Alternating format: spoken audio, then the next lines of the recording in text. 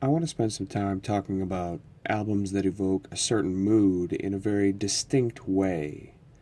I started thinking about this concept a little more clearly when I began noticing that some hip hop albums seem to really sound right during a certain time of year.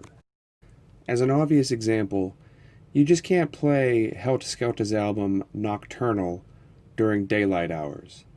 None of the beats are made for that. A less obvious example is Jay-Z's debut record, Reasonable Doubt.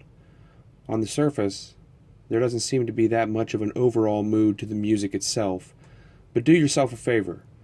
Drive around on a cold winter day listening to the icy strings of Bring It On, the crisp snap of drums in Can't Knock the Hustle, the grandiose horns in Can I Live, and see if it doesn't make perfect sense that Jay is wearing a winter scarf on the album cover. But some albums evoke a certain atmosphere outside of a time of day or a particular season.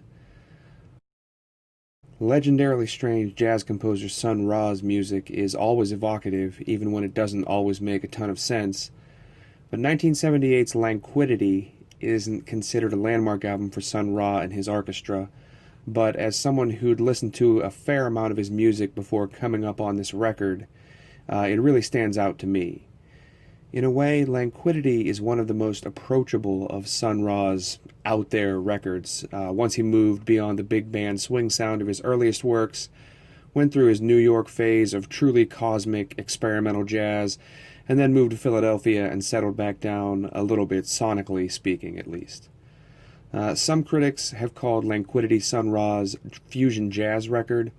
I won't pretend to be well educated enough on jazz particulars to say if that's true or not, but I do find the reference interesting because what it sounds a lot like to my ears is a sort of slow motion horror movie funk version of Miles Davis's seminal Bitches Brew record from 8 years earlier.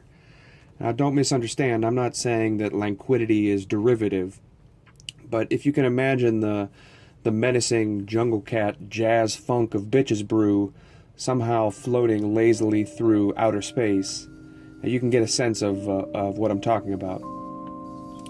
The title track opener starts with some mellow Rhodes keyboard, but then a couple of not quite fully in tune oboes start wailing the main melody line, and you can feel the weirdness start creeping in right from the start.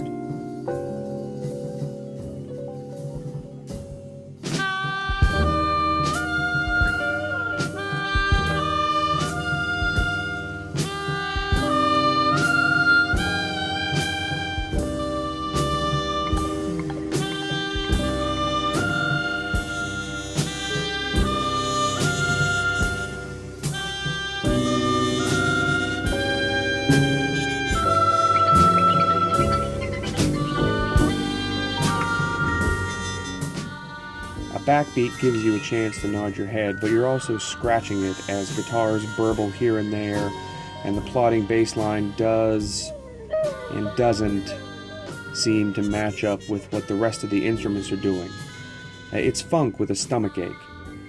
In the same way, Where Pathways Meet opens like the music from a street scene in any number of 1970s blaxploitation films.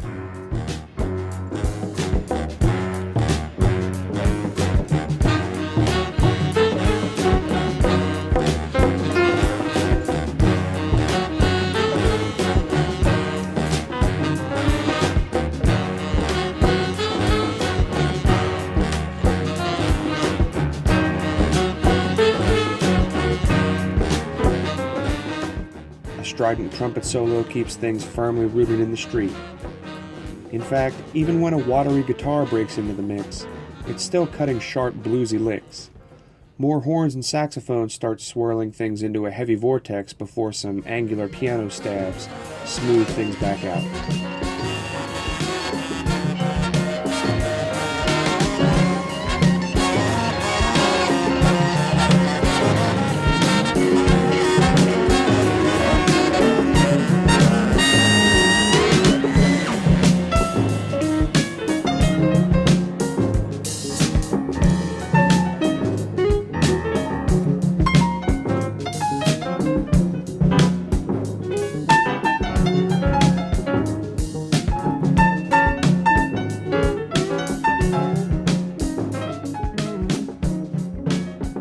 That's How I Feel and Twin Stars of Thence both do a fantastic job of melding the spacier mood of the opener and the funkier mood set by Where Pathways Meet. In the former, the slightly off-kilter droning in the horn section is balanced nicely by the smooth trumpet work.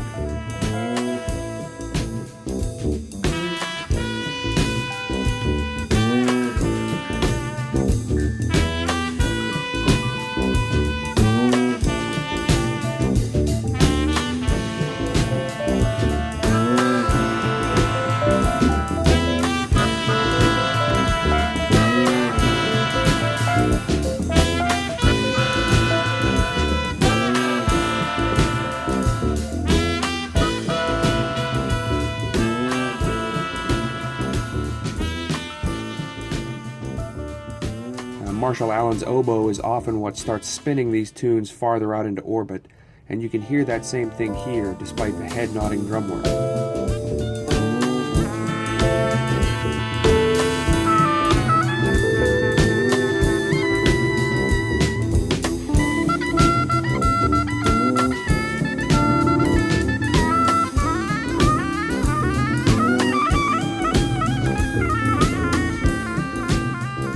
In the latter, what starts out as a loping bass line gets peppered with stabs of Sun Ra keyboard.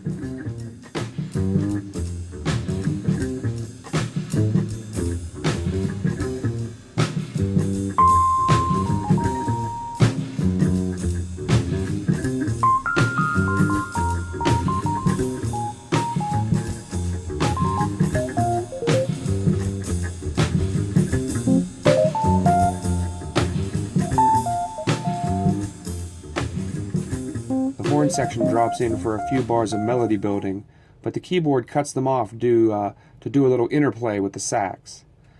Twin Stars of Thence also features the first proper guitar solo, and while I don't know if it's Dale Williams or Slow Johnson, they don't waste any of the precious time that they're allotted.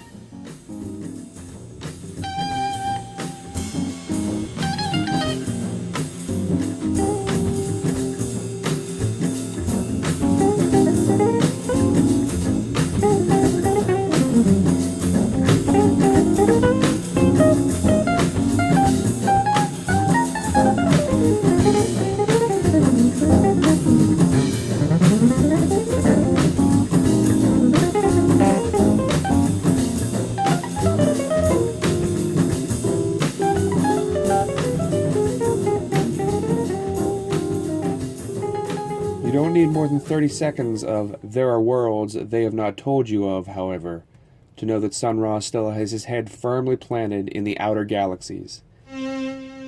Eerie chanting is joined by a quavering synthesizer, some jangly piano, and a swampy thumping bass that knows that it isn't quite in tune and dares you to say something about it.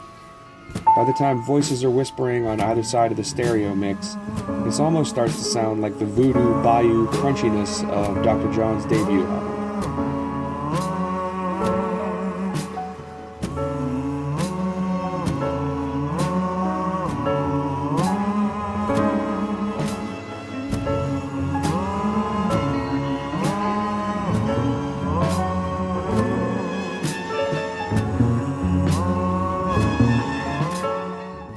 But to circle back to the Miles Davis comparison, if you took out the voices and added Ayrton Moreira's hee-hooing huica drum, this would probably be right at home among the many outtakes from Bitches Brew, albeit with probably some more melodic piano work from Chick Corea.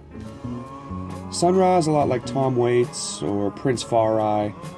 He's an acquired taste, and sometimes he's best in smaller doses.